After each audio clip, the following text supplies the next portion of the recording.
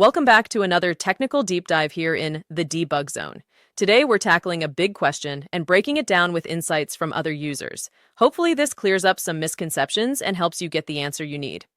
So buckle up, stay a little curious, and let's jump right in.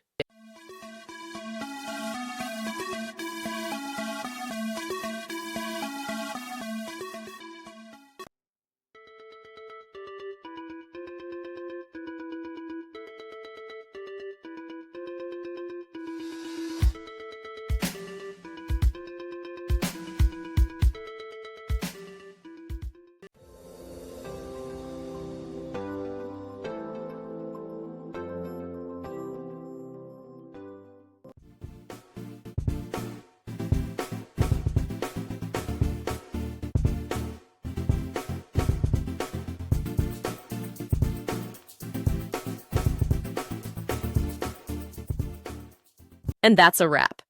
I hope you found the answer you were looking for. If you did, take a second to hit that subscribe button. It really helps out. And let me know in the comments which solution worked best for you. See you next time in the debug zone.